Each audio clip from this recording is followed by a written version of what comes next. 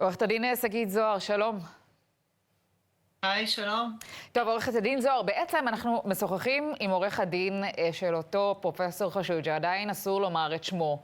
ואחת הטענות המרכזיות, ככה נדמה שלו, של עורך הדין ושל מרשו מן הסתם, היא שדווקא ההודעה למרשתך, בעצם לזוג שאת מייצגת, היא זאת שמוכיחה שהוא לא ידע, כי הנה, ברגע שהוא ידע, הוא הזהיר אתכם. תעזרי לנו להבין את השתלשלות העניינים.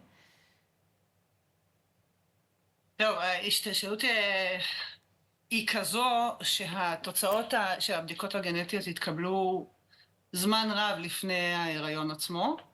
לגבי הידיעה של הרופא המומחה, שהוא מומחה בכיר, ששמו הולך לפניו, ולכן כל הדברים האלה אכן צריכים להתברר על ידי המשטרה. הידיעה או מועד הידיעה הם די ברורים, או המועד שהוא אמור היה לדעת, זה כבר שאלה שהיא שונה, אבל בעינינו היא חשובה לא פחות. ולכן השאלה אם הוא ידע או לא ידע בעיניי פחות רלוונטית, השאלה אם הוא אמור היה לדעת היא הקריטית יותר, ובהקשר הזה אני חושבת שהדברים ברורים. כי אומר, עוד פעם, בא כוחו של הפרופסור, הוא אומר, היו שני מהלכים של בדיקות. אחת, זו הבדיקה הרגילה שעושים, ואחר כך לבקשת בנק הזרע עוד בדיקות מחמירות. והוא טוען שבעצם פער הזמנים הזה בין שני הסטים של הבדיקות, הוא שמסביר את העובדה שהוא לא ידע, או לא צריך היה לדעת בשלב הזה. טוב, אני מניחה שבא כוחו של הרופא צריך לעשות את העבודה שלו. אני חושבת שיש דברים שהם עדיין פרטים חסויים, והמשטרה עדיין בודקת אותם. לא, פחות בהקשר הזה, אבל אני יכולה לומר שמבחינת הזמנים הם די ברורים. הבדיקות שנעשו לביצית הן בדיקות שנעשו לביצית, בדיקות בבנק הזרע הן בדיקות שונות, וכאשר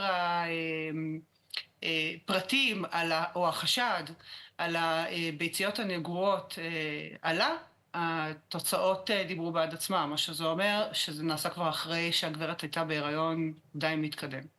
כן, אז בעצם את אומרת, גם אם לא הייתה כאן כוונת זדון, לכל הפחות הייתה כאן רשלנות מאוד משמעותית, כי הדברים היו צריכים לדעת אותם קודם. יכול להיות שפשוט לא עשו את הבדיקות האלה. אנחנו מאוד מקווים שלא הייתה פה כוונת זדון, אני לא חושבת שרופאים הולכים להיות רופאים כדי לפגוע במישהו. יחד עם זאת, המשטרה חוקרת את כל הכיוונים, אני מניחה שיש לה ראיות יותר ממני, לכן אנחנו מחכים לתוצאות החקירה.